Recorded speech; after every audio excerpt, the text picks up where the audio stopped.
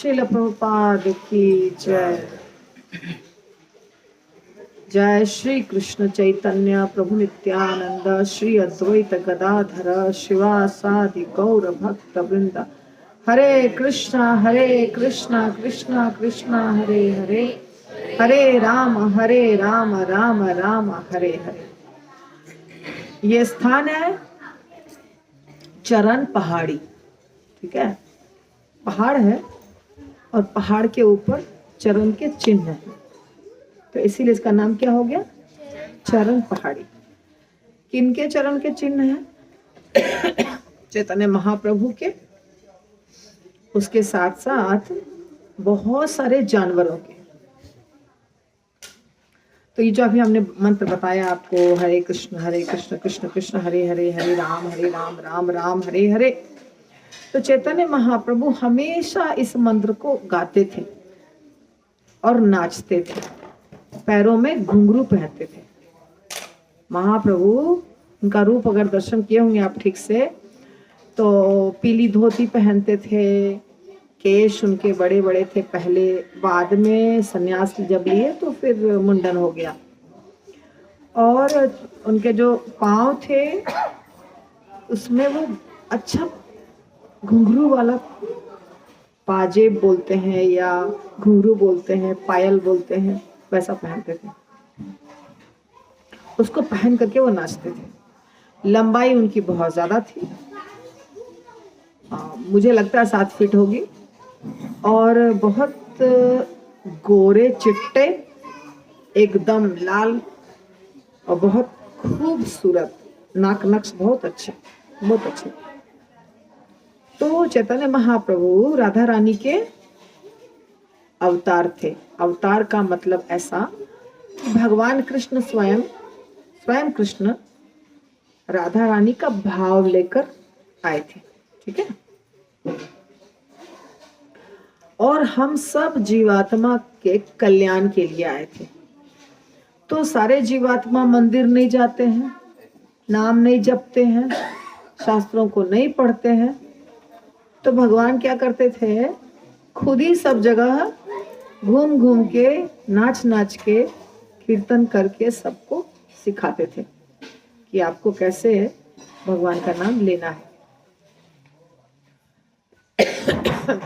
तो एक बार चैतन्य महाप्रभु जब वो बड़े हो गए, तो वो रहते थे, बड़े यानी संन्यास ले लिए, तब वो रहते थे जगन्नाथपुरी में, क्योंकि उनकी माता जो बंगाल में रहती थी, उनको लगता था कि अगर मेरा बेटा वृंदावन जाएगा तो मुझे कुछ पता ही नहीं चलेगा, वृंदावन तो बहुत दूर है। तो उन्होंने अपने बेटे को बोला कि तुमको जाना ही है, रहना ही है घर से बाहर, तो नजदीक में रहो। तो महाप्रभु जगन्नाथपुरी में निवास करने लगे। जगन्नाथपुरी मायापुर से नजदीक है। तो महाप्रभु की माता रहती थी मायापुर में और महाप्रभु रहते थे जगन्नाथपुरी में।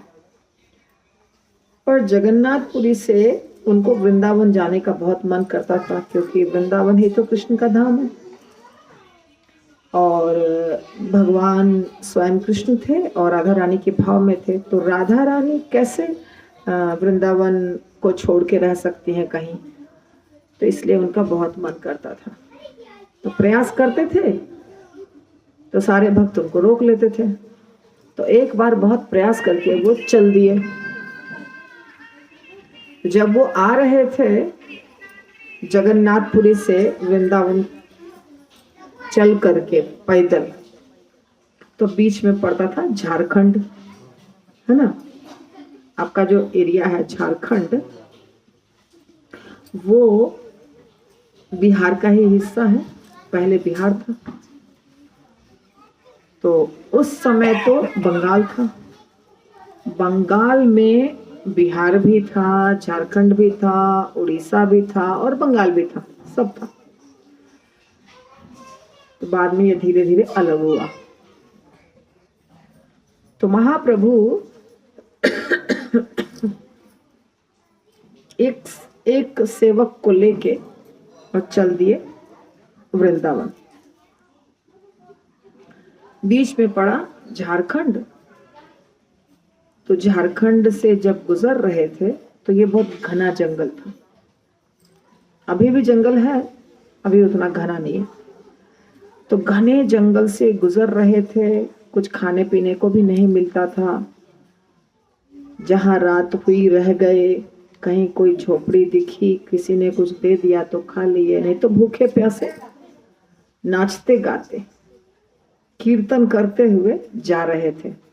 तो ये जो स्थान है अभी जहां हम रुके हैं, इस स्थान से जब गुजर रहे थे तो खूब नाचे, खूब नाचे, खूब नाचे। ये पहाड़ था, पहाड़ उस समय भी था।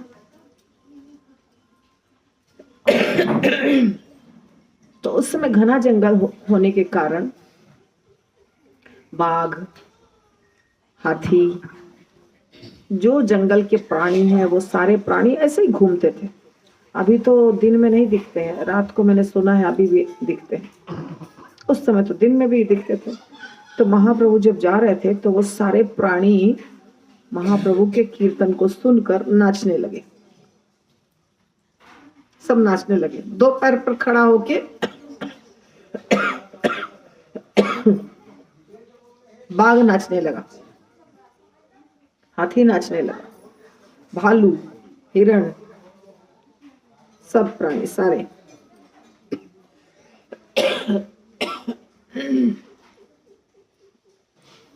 क्योंकि महाप्रभु में कृष्ण प्रेम था। कृष्ण प्रेम देने के लिए वो आए थे इस धरती पर।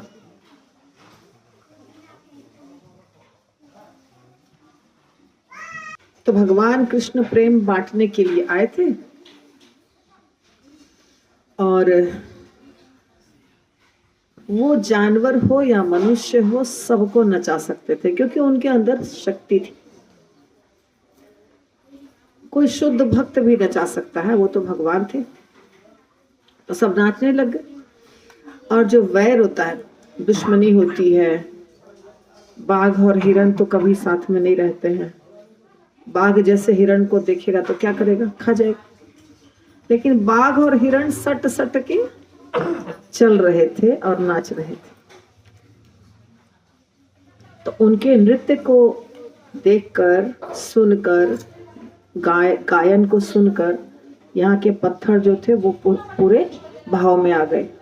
पहाड़ भाव में आ गए और पिघल गए। पत्थर भी पिघलते हैं, आप अपनी आंखों से देख सकते हैं। पूरे पत्थर पर जानवरों के चिन्ह हैं, जानवरों के पैर के चिन्ह हैं। और एक चरण चिन्ह महाप्रभु का है, अंदर जो बंद है उसमें एक चरण चिन्ह महाप्रभु का है। तो इस प्रकार पत्थर पिघल गया और जो खड़े थे जहां पर महाप्रभु, थैंक यू सो मच, महाप्रभु खड़े थे, साथ साथ में एनिमल्स थे, जानवर थे, तो सबका चरण चिन्ह अंकित हो गया पत्थर पर। और बहुत सालों तक इस स्थान को किसी ने देखा नहीं ध्यान से कि ये स्थान है जहां पे ये लीला हम चैतन्य चरितामृत में पढ़ते हैं। चैतन्य चरितामृत एक ग्रंथ है कृष्णदास कविराज गोस्वामी के द्वारा लिखा हुआ, जिसमें इस लीला का वर्णन हुआ है। परंतु वो लीला कहाँ हुई है, सच में भगवान का चरण चिन्ह है, ये तो लोगों को पता नहीं था। और बाद में लोगों को पता चला ये स्थान है, बहुत सारे चरण चिन्ह हैं। तब ये पहले सिर्फ चरण चिन्ह के स्थान को छोटा सा घेरा गया था, बाद में फिर यहाँ मंदिर बना, जहाँ आप बैठे हैं ये मंदिर बना और वहाँ पे भगवान का एक विग्रह रखा गया।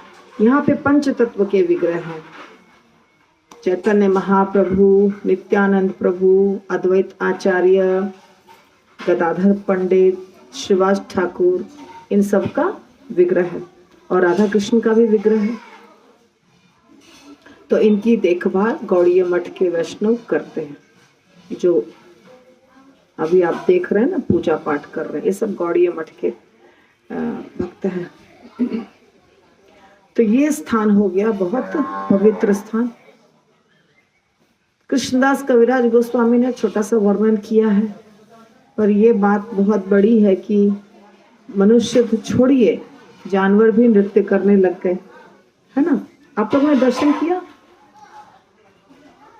महाप्रभु के चरण चिन्ह का दर्शन किया सबने? सच बात है कि झूठ बात है? ऐसा लग रहा है कि बनाया हुआ है? नहीं लग रहा है ना? हाँ, नेचुरल है। और इसी प्रकार का चरण चिन्ह आपको वृंदावन में भी मिलता है भगवान कृष्ण का। 3-4 जगह पर है, वहां पे भगवान कृष्ण के चरण चिन्ह है। तो भगवान जो होते हैं वो पत्थर को भी पिघला सकते हैं और जानवर को भी नचा सकते हैं। भगवान है, वो कुछ भी कर सकते हैं, इसका ये प्रमाण है।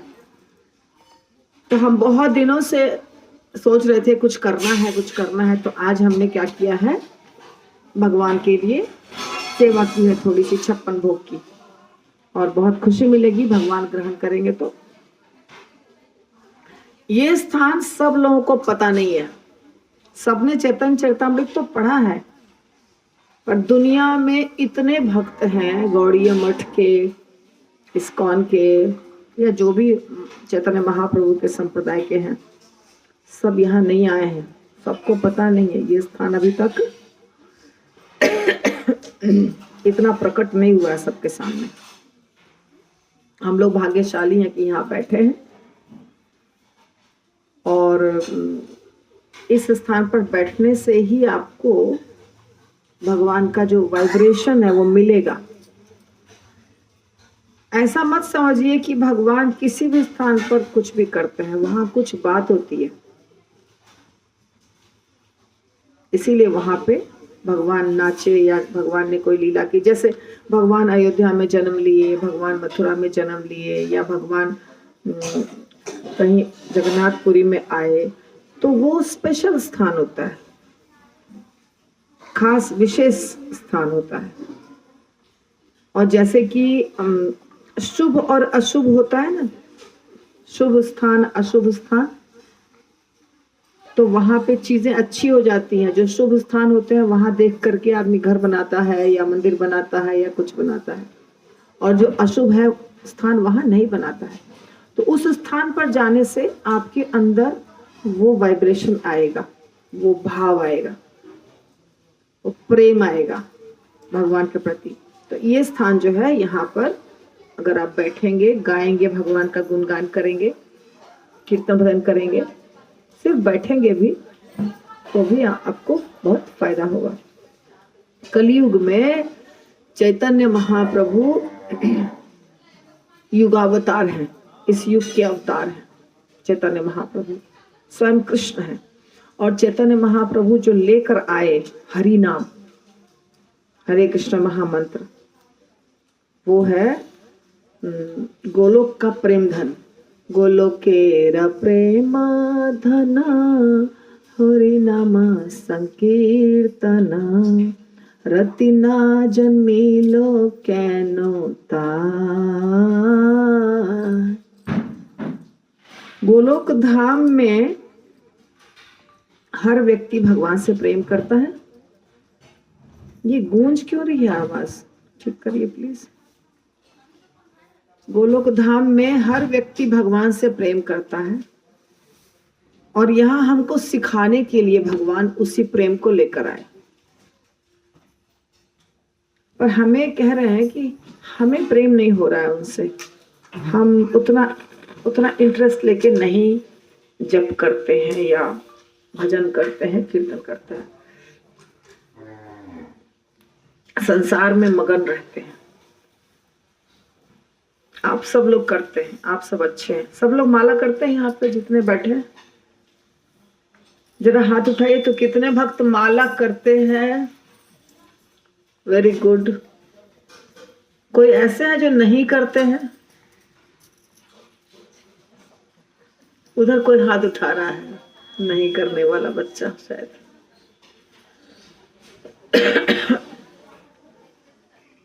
तो माला करना चाहिए सब लोगों को।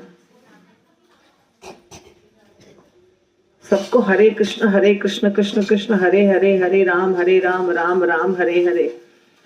108 मोतियों का एक माला होता है, उसके ऊपर ये मंत्र हर मोती पर बोलना चाहिए और रोज 16 माला करना चाहिए। समय निकालना पड़ता है, समय नहीं निकालने से भी जब भगवान चाहेंगे या हमारा समय पूरा हो जाएगा तो हमको जाना पड़ेगा ना। चैतन्य महाप्रभु बहुत दयालु अवतार है। भगवान कृष्ण आए, भगवान राम आए और बहुत सारे अवतार आए, तो थोड़ा स्ट्रिक्ट थे वो, थोड़ा स्ट्रिक्ट को क्या बोलते हैं, कड़ाई था उनके जीवन में, वो इतना दयालु नहीं थे। पर चैतन्य महाप्रभु बहुत दयालु अवतार थे। मायावादियों को, नास्तिकों को, मुसलमानों को, सबको कृष्ण प्रेम बांटते थे। कृष्ण प्रेम बांटने के लिए ही आए थे। जैसे भगवान राम आए थे क्या करने, मर्यादा पुरुषोत्तम उनका नाम था, तो उन्होंने सब जगह एक मर्यादा का पालन किया। पति कैसा होना चाहिए, पुत्र कैसा होना चाहिए, पिता कैसा होना चाहिए, राजा कैसा होना चाहिए, भाई कैसा होना चाहिए, ये सारी शिक्षा उन्होंने दी अपने जीवन काल में, जितना दिन वो रहे, राज्य किए और जो भी लीला की उससे। कृष्ण परम पुरुषोत्तम भगवान है और कृष्ण भगवान ने क्या किया, बहुत सारे असुरों का वध किया। भगवान कृष्ण ने उन सारे असुरों का वध किया जो भार बने हुए थे पृथ्वी पर उस समय। पृथ्वी माता गई थी उनसे बोलने के लिए कि बहुत ज्यादा भार हो गया, उतार दीजिए भगवान। तो असुरों का वध करने के लिए मुख्यतः वो आए थे और साथ साथ में भक्तों के कल्याण के लिए। और चैतन्य महाप्रभु नमो महावदान्याय कृष्ण प्रेम प्रदायते कृष्णाय कृष्ण चैतन्य नामने गौरत्विषे नमः। नमो महावदान्याय, दया दयालु अवतार थे। कृष्ण प्रेम प्रदायते, कृष्ण प्रेम बांटने के लिए आए थे। तो इसलिए क्योंकि वो कृष्ण प्रेम बांटने आए थे तो उन्होंने देखा नहीं कि ये व्यक्ति योग्य है कि नहीं, ये व्यक्ति अच्छा है बुरा है, सबको कृष्ण प्रेम दिया। अगर आप अपने घर में चैतन्य महाप्रभु के विग्रह को रखते हैं, फोटो को रखते हैं, पूजा करते हैं, जय श्री कृष्ण चैतन्य प्रभु नित्यानंद श्री अद्वैत गदाधर शिवासादि गौर भक्तवृंद, ये मंत्र बोलते हैं, तो जो भी गलती वलती हो जाती है हमसे, उसको महाप्रभु क्या करते हैं, माफ कर देते हैं। यहाँ पे यही पंच तत्व जिनका अभी मंत्र हम रोज बोलते हैं माला के पहले, उनका ही विग्रह दर्शन किया ना आप सब लोगों ने पहले, तो उनका विग्रह है। तो चैतन्य महाप्रभु जब आए थे तो उनका जन्म कहाँ हुआ था, बंगाल में, नदिया जिले में, मायापुर नामक स्थान में, करीब करीब 500 साल पहले, 500 से थोड़ा ज्यादा।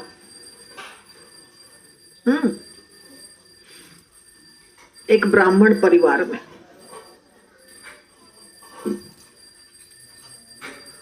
तो माता का नाम था सच्ची माता, पिता का नाम क्या था,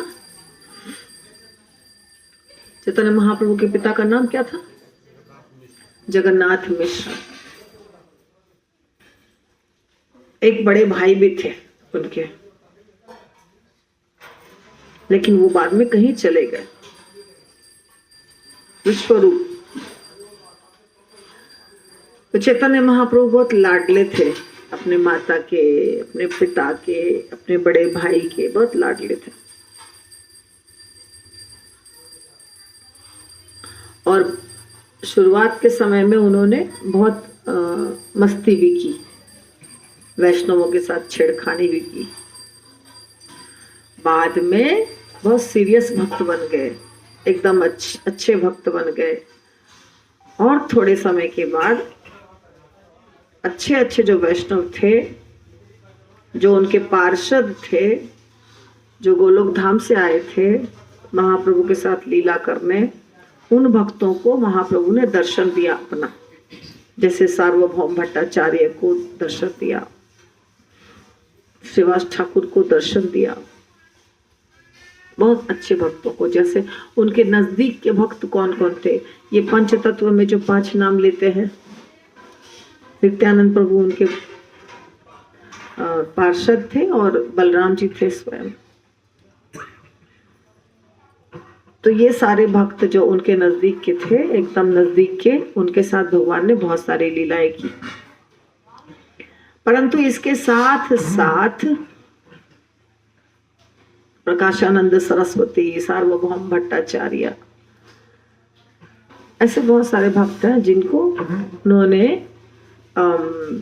खास करके कृष्ण प्रेम दिया, विशेष कृपा करके कृष्ण प्रेम दिया। तो यदि कृष्ण प्रेम चाहिए तो क्या करना होगा? किसका भजन करना होगा? हरे कृष्णा महामंत्र तो करना ही होगा। कौन सा मंत्र करना होगा? बोलिए, जोर से बोलिए ना सब लोग एक साथ।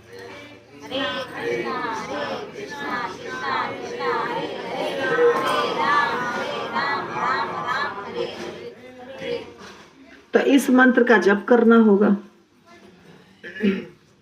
चैतन्य महाप्रभु ने कहा था, पृथ्वी ते अच्छे जो नगर आदि ग्राम सर्वत्र प्रचार होइबे मोर नाम। इस दुनिया पर में जितने भी गांव हैं या शहर हैं, सब जगह मेरे नाम का प्रचार होगा, ऐसा चैतन्य महाप्रभु ने भविष्यवाणी की थी। उस भविष्यवाणी को पूरा किया परम पूज्य भक्ति सिद्धांत सरस्वती ठाकुर गोस्वामी महाराज ने। उसके बाद उनके शिष्य शीला प्रभुपाद ने, ठीक है ना, ऐसी भक्ति वेदांत स्वामी शीला प्रभुपाद ने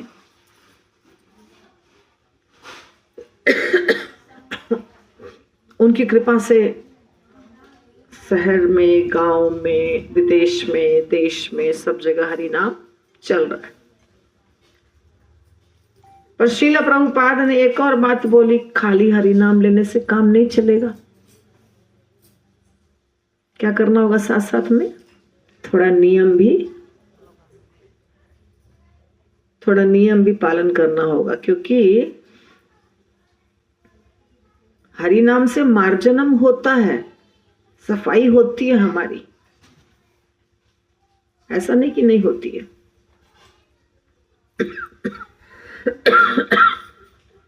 हमारे चित्त की सफाई होती है हरि नाम से।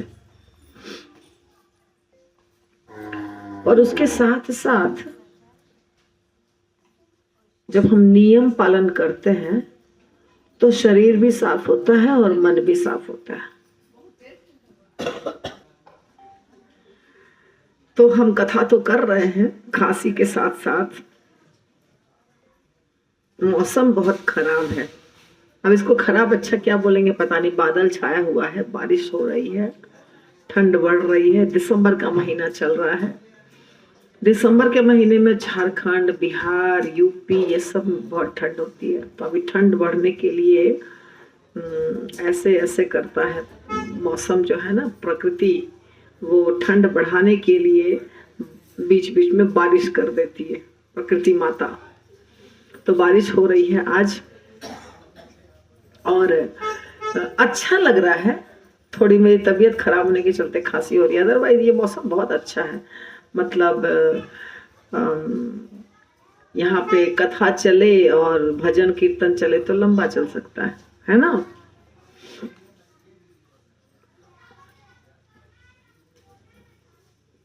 कुछ भक्त हमारे सेवा कर रहे हैं, यहाँ नहीं आ रहे हैं। तो जितने भक्त हमारे बैठे हुए हैं उनसे मैं पूछ रही हूं कि कथा सुनते हैं तो कुछ समझ में भी आता है, कुछ फायदा भी। उधर मत देखिए आप लोग, भगवान के भोग को देखा नहीं जाता है। कुछ समझ में भी आता है, कुछ फायदा भी होता है, या खाली मैं बोलती हूँ और आप खाली सुनते हैं, ऐसा होता है क्या? फायदा होता है सुनने से?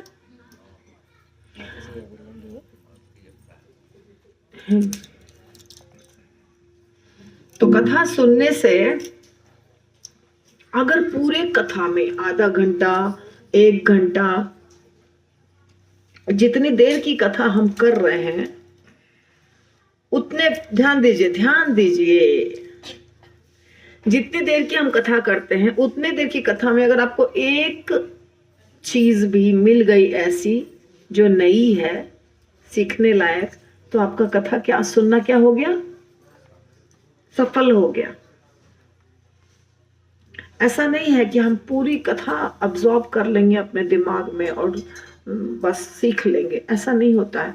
पर पूरी कथा सुने, बहुत सारी चीजें पहले से पता थी, उसमें से एक चीज लगा कि हाँ ये चीज आज की कथा में था, तो क्या हो गया? वो चीज को हम सीख लेंगे, उसको हम जीवन में उतार लेंगे, उसको हम फॉलो करेंगे। फिर अगली कथा में एक और चीज, फिर अगली कथा में एक और चीज, इस प्रकार हमें करना चाहिए। मनुष्य है कलयुग के, तो हर चीज हमारा शुद्ध नहीं है।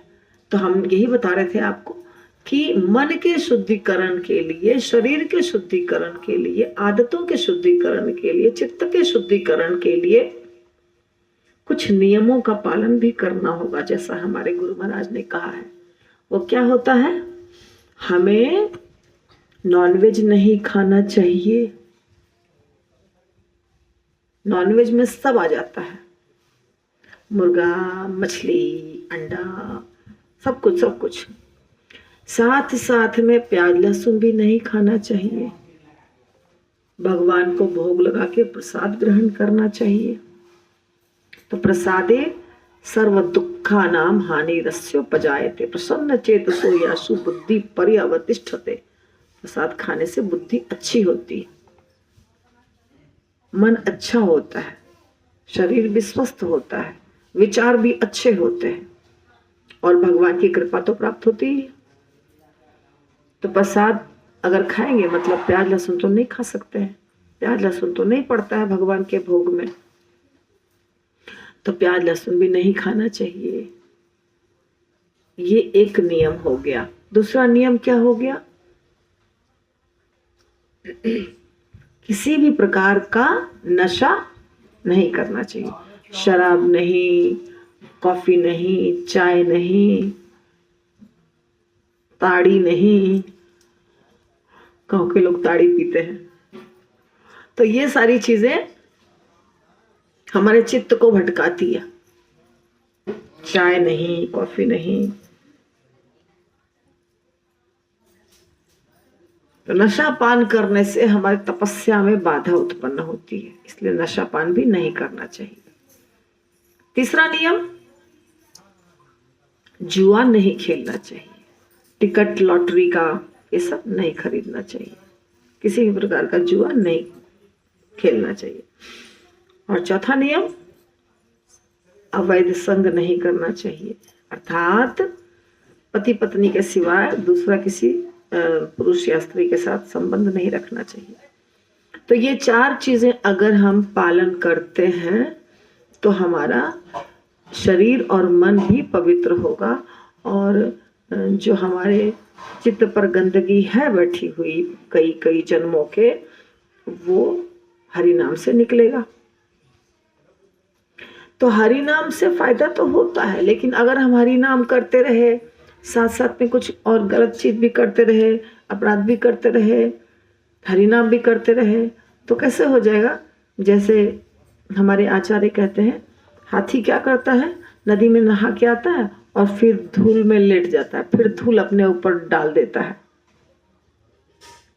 या तो फिर आग जलाते हैं और आग जब जल रहा है तो उसमें थोड़ा सा पानी भी डालते रहते हैं, तो फायदा नहीं होगा।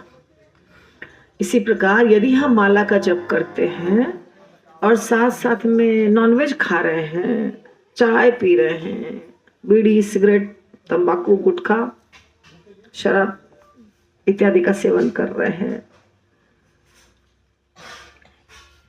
ये जो 4 नियम बताया वो सारा तोड़ रहे हैं, तो हमें हरि नाम का फायदा नहीं होगा, बहुत कम होगा। ये 7वां नंबर अपराध है कि हरि नाम भी करते रहे और अपराध भी करते रहे।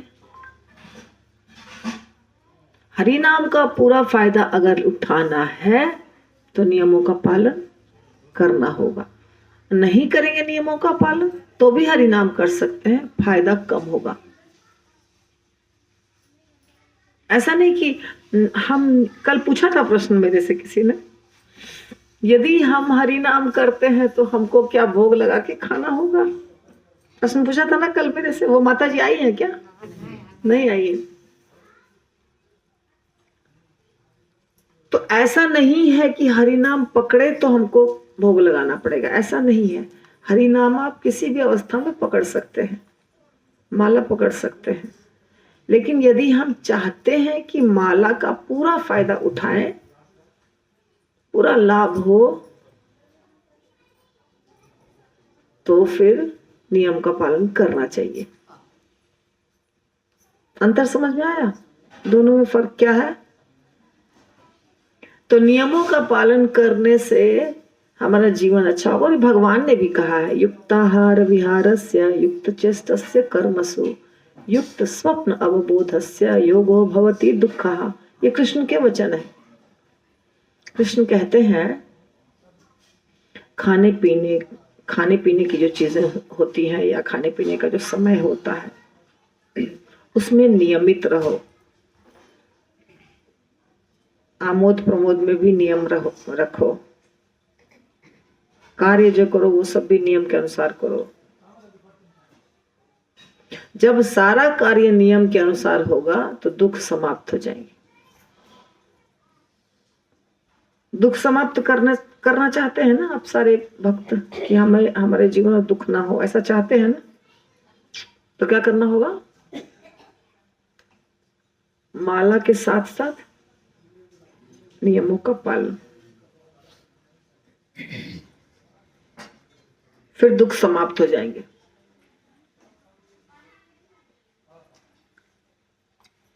किसी का कोई प्रश्न है? नहीं।